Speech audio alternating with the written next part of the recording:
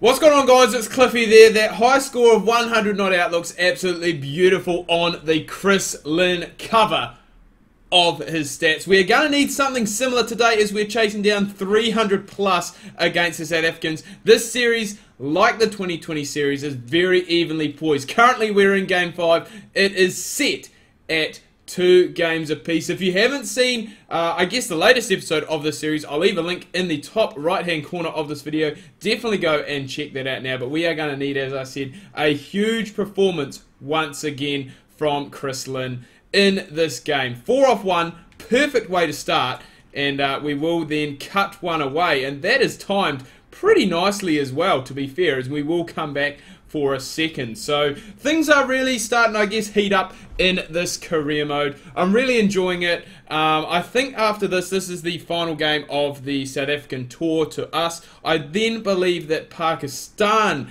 come to our shores. So really looking forward to taking on them. A new challenge, I guess, and obviously probably going to be more spin based. Rather than the pace prong attack that we have seen from the South Africans, which at times has been fairly difficult to try and combat. So it will be interesting to see how that does go. Obviously a new set of challenges up against a new team. We have become pretty familiar, I guess you would say, against the South Africans. We've played them a lot. Obviously, test debut, one-day debut, we have just been going absolutely crazy against them. So we'll be looking to do the same. We'll be looking to continue to pile on some runs. Remember, we haven't been dismissed in... we haven't been dismissed in one-day cricket. So we did, as I said, we made that... I don't know if that was our debut that we scored that 100 on, because the stats that came out before, we've had 4 innings, 2 50s, and 100. I know one of the 50s I made when I simulated a game not too long ago, and that one there is another one from Rabada that is going to head down the leg side. We will come back for the 2 as well, so technically get 3 of none for that one. So this is a good start, and we're starting to bring that run rate back down towards 6, back down to a run a ball, which ideally is what we want. That one there has been swatted away. No protection back there at all. The timing not great, and it's probably not going to have enough to get all the way to the boundary. But in saying that, big boundaries here in Australia, big boundary at the MCG, and we will actually complete 4 runs. So you can't, again, really complain too much about that. I do have some big news that will be coming. I'm just trying to think, like, when this video is going to be, because I have a really busy period. Like, when I'm recording this on a Monday. I'm not 100% sure when it is going to be released. But I have like a 55, 60 hour week of work. And then I have a lot of other stuff that needs doing as well. So there's going to be a lot of, I guess, pre-recorded and bulk videos like done today. Like Monday today, I'm just going to absolutely try and bulk out as many videos as I can.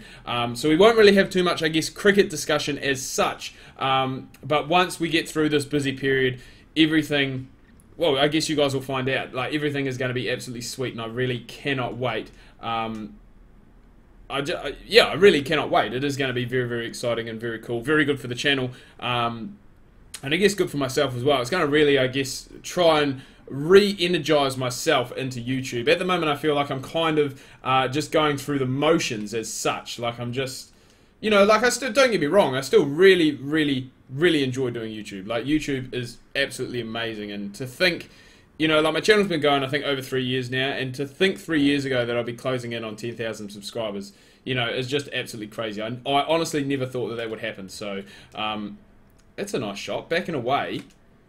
Probably not ideal backing away, actually, with Dale Steyn coming and bowling 150k Thunderbolts, but we will definitely go and take that. And I don't know, no caller ID, you can leave a message, because we're right smack bang in the middle of an episode at the moment, so no time for doing that. That one there has been whipped down to the man, down the ground, protecting, so that is going to be just a single for us. Give Finchy some strike as well, because he has only faced 6 balls, which is quite surprising.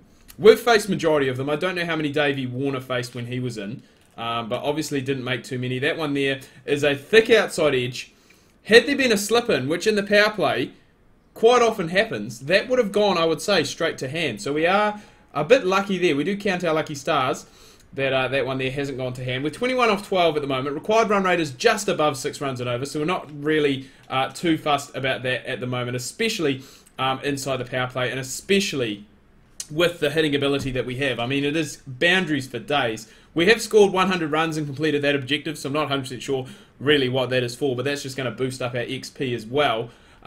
So we can't really complain a whole lot about that. And we're going to go to that same area again. The timing, not as good as last time, but should, as I said, big boundaries here in Australia, big boundaries at the MCG, be able to waltz on through for a fairly comfortable 3. Again, give Finchy some strike because I want to get him going. You know, we saw his record at the start. He is a very dangerous player as well. And he can get the job done too. I think he's got like 8 one-day hundreds. And obviously we saw that high score. So he is definitely a guy who can get the job done. But at the moment, it is just the Chris Lynn show. Linsanity is in full effect here, folks. And we're 32 off 15, going along at a rapid rate. And this is exactly what we need at this stage of the innings. It's the power play. We're chasing a big score. And the one thing you got to do when you're chasing a 300 plus score, you know, you're needing 6, 7 runs and over from the get-go, is you need to utilise those power plays well. And that is what we've done against probably the 2 best South African bowlers as well, in the form of Dale Steyn and Rabada. We have just been, oh God, get back, Jesus. That was a bloody lazy turn from Chris Lynn. Man, that was a lazy turn. He almost did like a full 360 down the pitch, down the runway, whatever you want to call it. It was really not necessary, and it has almost seen us end up getting run out, which, we would not want that, especially after the start that we've gone and got. We are looking to keep hammering through these, well, just keep hammering through these runs. Morne Morkel in now, so we have seen a change in the bowling. Finch is now 15 off 25, so he's getting there. Our run rate is still 8, required run rate still just above 6, so again, I'm not really too fussed about that because, you know, it's only 6. It's only basically a boundary and a couple of singles in the over. We just need to make sure we keep that scoreboard ticking over. With the fielding restrictions due to finish in 1.4 overs, it does mean that the boundaries are going to dry up a little bit. But if you're at that 6 runs and over and you are a good limited overs player, it is, Jesus, I don't know what I've tried to do there. It is easy just to really go and, I guess, noodle the gaps and noodle the 1s and 2s. Still put the bad ball away when it is there, obviously.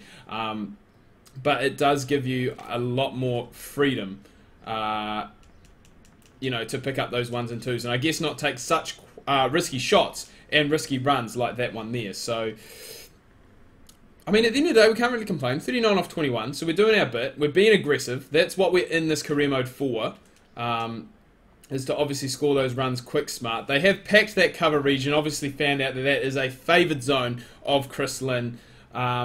Which I guess, I don't know, Chris Lynn fans in the comments, let me know, because I'm just trying to think, like, Chris Lynn has obviously been injured quite a lot, and not being a huge Brisbane Heat fan, I didn't watch too many of their games. Oh, God, he's done it again. That is a lazy turn. Jesus, he's almost run himself out. But yeah, Chris Lynn fans, where is Chris Lynn's, like, go-to zone? I think, you know, from the Big Bash games that I did watch, that he did play, I think Cow Corner is really a favoured area for him. It's an area he loves to go to. Just clear that front leg and smash it over the top. But where else? Like, I'm just trying to think where else he does like to go. He likes to go to the boundary, obviously. That is his role, I guess, you know, in the side. Especially, you know, looking back at the Big Bash when he was batting with McCullum. It depended if him and McCullum were in, but quite a lot of times, and you won't hear people say this very often, and it won't happen very often, but Chris Lynn in a lot of those games was actually outscoring and outshowing Brendan McCullum, you know, in a lot of those innings with his 6 hitting ability. It is just a shame that he has been, you know, I guess right on the cusp, right on the edge of that Australian side, and as he has gone and made it in, he has just been hampered by injuries, which is a real shame because, as I said, he is such a good player, and just, yeah, it is a real shame that he has been hampered by injuries because if not, could have been a very, very good player for Australia. Still can be. I mean, he's only 20, I think he's 28 at the moment, so he does still have plenty of time left in his international career. And if that doesn't really work out for him, I mean, he has already made himself a name as, you know, a T20 powerhouse, so there's no reason why he couldn't go around the T20 leagues around the world and, I guess, ply his trade there. So, what is that? Chris Lynn, what is that? I really do not know.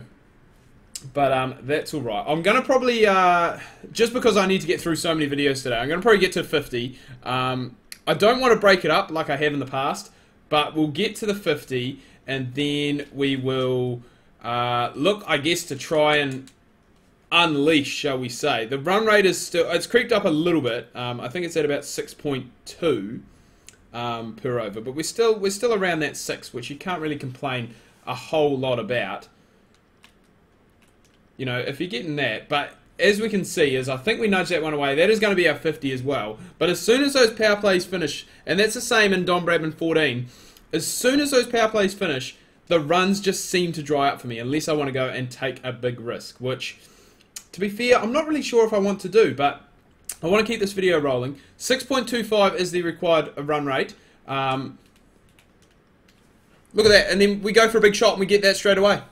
We get that straight away. So makes 50, as so often happens, not so much in one-day cricket, but 2020 cricket, a guy makes a 50 and then goes and gets himself out. I think Pollock is the one I'm thinking of in the NatWest T20 Blast Finals day for Birmingham.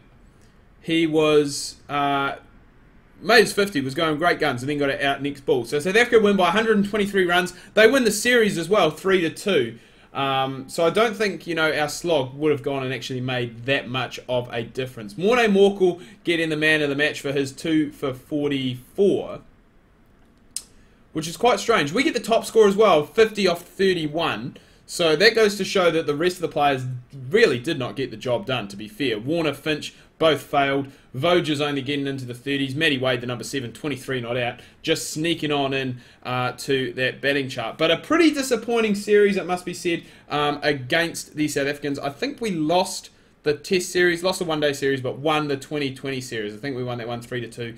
Lost this one 2-3. And now we do welcome Pakistan to our shores. So any Pakistani fans, let me know in the comments who you will be cheering for in this upcoming series against the Pakistanis. But anyway, guys, I'm going to wrap things up here. Do hope you've enjoyed this video. If you have, please remember to leave a like. Smash that thumbs up button. If you are new, do hit the subscribe button. Social media links can be found down below in the description. If you do want to have a chat, best place to do it is down on one of those. And until next time, guys, ka kite anoa. See you soon.